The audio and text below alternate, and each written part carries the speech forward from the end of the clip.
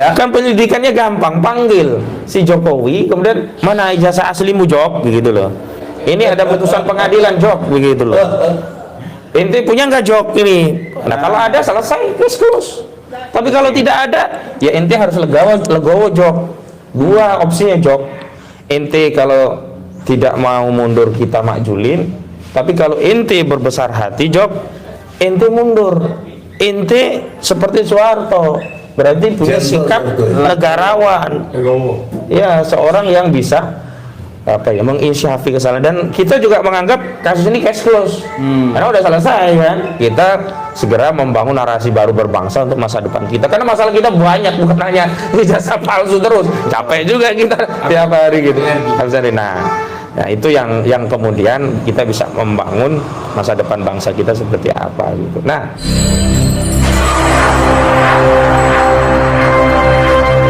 pada kesempatan pagi hari ini kita akan berbincang-bincang atau membahas soal banding Gus Nur yang sudah disampaikan oleh kuasa hukum Gus Nur 2 bulan yang lalu. Beredar kabar kemarin kita mendapatkan screenshot yang putusan malah screenshot putusan soal hasil bandingnya. Nah, untuk itu kita sudah bersama dengan Bang Ahmad Khozinuddin dan juga Ketua PH Gus Nur Bang Egy Sujana yang sudah hadir di tengah-tengah kita untuk membahas itu. Nah, pertama-tama kita ingin menanyakan isi putusan dari banding Gus Nur. Silakan, mungkin Bang Aka atau Jadi gini ya, Bismillahirrahmanirrahim. Assalamualaikum warahmatullahi wabarakatuh. Waalaikumsalam warahmatullahi wabarakatuh. Saya sudah katakan dalam tulisan saya, kita lega dengan isi putusan Pengadilan Tinggi Semarang yang memvonis Gus Nur 4 tahun penjara, dan pasal yang digunakan untuk memvonis berubah. Kalau tadinya kabar bohong yang menerbitkan keonaran, berubah menjadi menyebarkan kebencian dan permusuhan di kalangan masyarakat. Tapi sekali lagi kita belum puas, karena ya sejatinya Gus Nur tidak bersalah. Dia sedang mengamalkan ajaran agama Islam, yakni membimbing Bambang Trimulyono untuk melakukan mubahalah. Apa dasarnya? Karena dia tidak yakin dengan informasi ijazah Jokowi yang palsu. Apalagi menurut Bambang Trimulyono, dalam bukunya Jokowi Undercover, dengan lelaki berijazah palsu itu kan SD, SMP, SMA, bahkan S1-nya begitu. Jadi tidak tepat kalau seorang yang beragama Islam, apalagi terlepas dengan kontroversinya, dia seorang ulama ya kan, dan ingin mengajarkan atau ingin mempraktikkan ajaran mubahalah untuk mendapatkan keyakinan tentang kebenaran ijazah palsu, kok dihukum pidana. Jadi itu yang pertama. Yang kedua, jadi banding Gus Nur sebenarnya mengkonfirmasi bahwa ijazah palsu itu bukan kabar bohong. Berarti ijazah palsu itu benar, bukan hoax. Iya. Karena begini kan, sebelumnya Gus Nur itu kan divonis 6 tahun, tadinya dituntut 10 tahun oleh jaksa karena terbukti secara sah dan meyakinkan telah melakukan tindak pidana mengedarkan kabar bohong yang menerbitkan keonaran di kalangan rakyat. Itu kan yang menjadi dalih jaksa menuntut, dan hakim di tingkat judek faksi Pengadilan Negeri Surakarta juga mengabulkan tuntutan jaksa dengan memberikan vonis. Vonisnya tidak 10 tahun, tapi vonisnya 6 tahun. Dasarnya apa? Telah melanggar ketentuan pasal 14 ayat 1 Undang-Undang Nomor 1 tahun 1946 tentang mengedarkan kabar bohong. Nah, sekarang pasal itu dianulir oleh Majelis Judek Faksi tingkat kedua di Pengadilan Tinggi Semarang. Apa coba simpulannya? Berarti nggak ada kabar bohong dong. Berarti ijazah palsu bener dong. Nah, menurut saya ini juga sejalan dengan fakta persidangan yang Bang Egy juga ikut mendampingi, saya juga ikut menyaksikan langsung. Sejak awal persidangan sampai vonis di Pengadilan Negeri Surakarta, kita itu tidak pernah melihat satu lembar pun ijazah asli Jokowi. Betul nggak Bang? Betul. Ada nggak satu lembar gitu aja? Nggak perlu SMA, minimal SD-nya gitu. Nggak ada kan? Jadi putusan dari Pengadilan Tinggi Surakarta itu sebenarnya sejalan dengan fakta persidangan bahwa ijazah asli Jokowi tidak ada. Karena sederhana saja, kalau ijazah palsu itu dianggap pembohongan, maka jaksa punya kewajiban, ya jaksa wakil negara selaku penuntut umum, ya dibebani pembuktian untuk membuktikan kebohongan ijazah palsu. Maka mekanisme paling praktis dan logis, bahkan awam pun ya bisa mencerna, Ya untuk membuktikan ijazah palsu itu kebohongan ya harus dihadirkan ijazah aslinya. Betul. Lah kalau ijazah aslinya tidak ada, bagaimana kita bisa katakan ijazah palsu itu kebohongan begitu? Betul.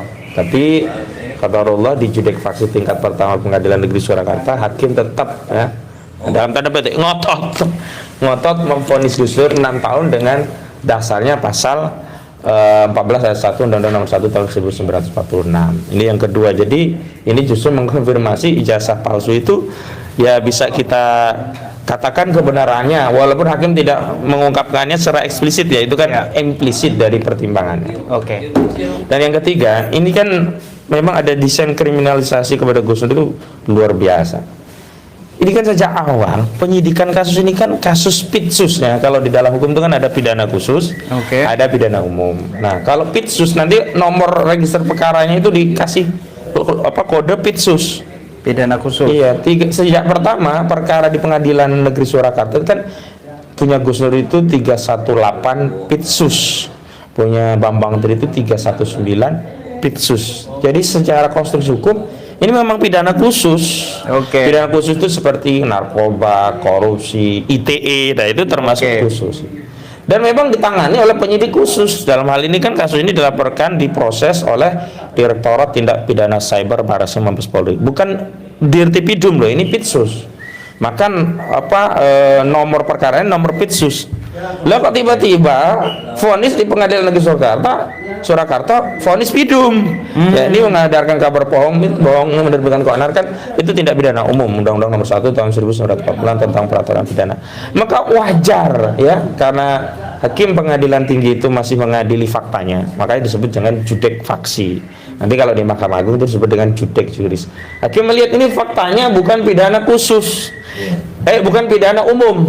Ya. Ini pidana khusus, makanya kemudian di tingkat Pengadilan Tinggi Semarang berubah dari pidana umum pasal 14 ayat 1 Undang-Undang Nomor 1 Tahun 1946 diganti pidana ITE. Jadi kan Gus Dur di pidana di tingkat banding Pengadilan Tinggi Semarang itu kan divonis 4 tahun karena dianggap telah melanggar ketentuan pasal 45A ayat 2 junto pasal 28 ayat 2 Undang-Undang ITE. Pitsus gitu. Jadi kenapa tadi putusan menjadi pidum?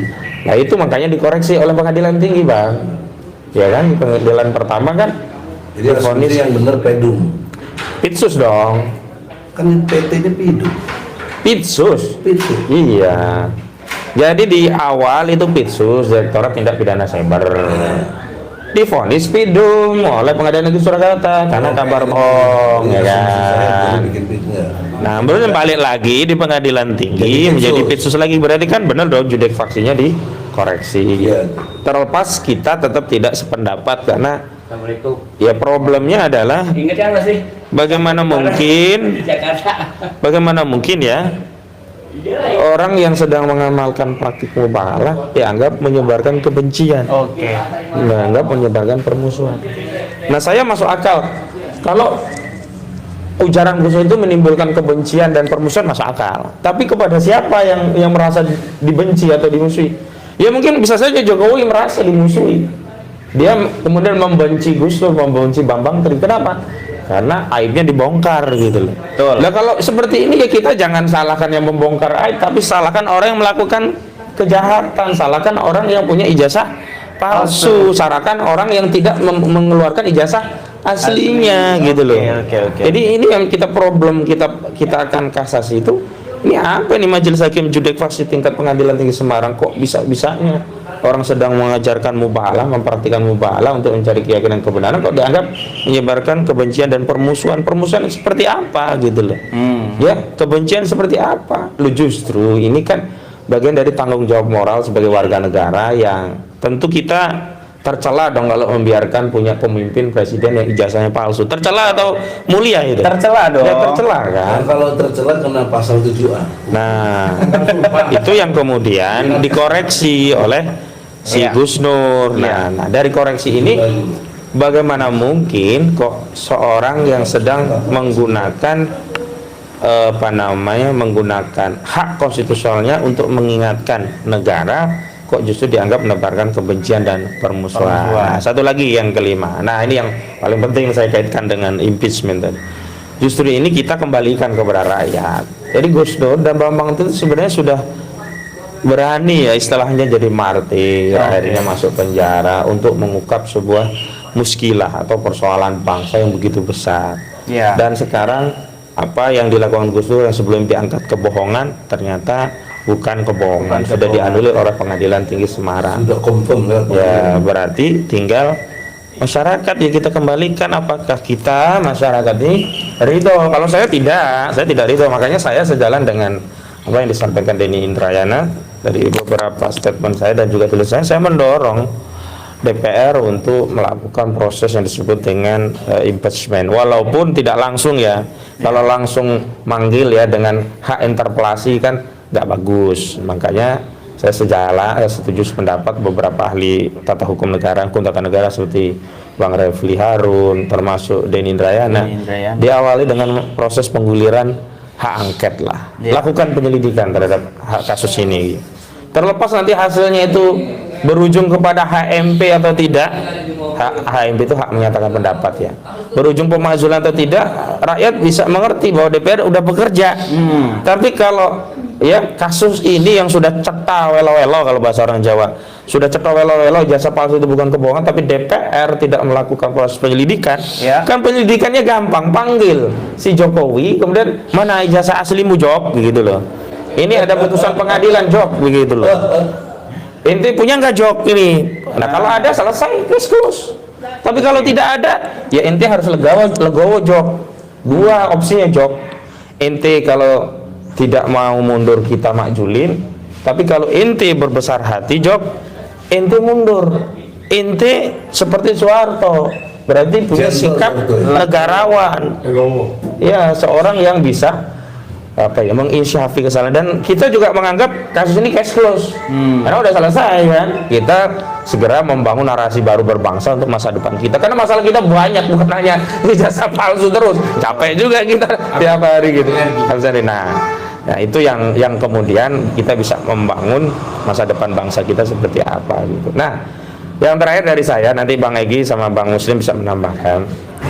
Nah kalau ada ya masyarakat kalau menuntut pemakzulan, menginginkan DPR melakukan kewenangan yang menggunakan hak angket yang bisa saja berujung hak interpelasi, atau bisa saja ya presiden tahu diri dan kemudian mengundurkan diri gitu. Itu jangan dianggap sebagai makar, memecah belah, apalagi nanti diproses dengan kabar bohong lagi. Ujungnya kena kebencian dan permusuhan lagi. Jangan. Ini adalah bagian dari rasa prihatin, kesadaran kebangsaan rakyat yang menginginkan negara ini tetap lestari, tetap berlanjut. Nah kalau negara ini rusak, nggak ada yang ngingetin, nggak ada yang amar ma'ruf nahi mungkar kalau dalam falsafah beragama kita, agama Islam ya. Terus mau jadi apa bangsa ini? Nah yang terakhir saya mengingatkan kepada aparat negara khususnya TNI Polri. Saya harap TNI Polri bisa netral, karena urusan konstitusional ini adalah urusan antara rakyat dengan pemimpinnya. Jadi tidak ada hubungannya dengan TNI Polri. TNI Polri harus berdiri netral, karena apapun perubahan bangsa ini, TNI Polri tetap menjadi alat negara. Tidak akan pernah berubah menjadi alat kekuasaan, tetap alat negara. Yang alat negara itu tetap punya tugas fungsi melayani rakyat. Jadi kalau ada suara-suara people power, suara pemakzulan, nanti kita mau ada acara nih Bang ya, di Pak Menteri acara people power itu. Jadi jangan dianggap ini satu tindak pidana makar. Ini adalah aspirasi saja.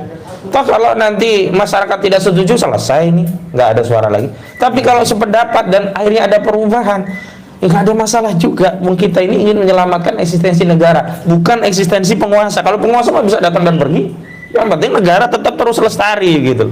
Dan justru kalau TNI Polri ini tidak netral, berbahaya. Berbahaya apa?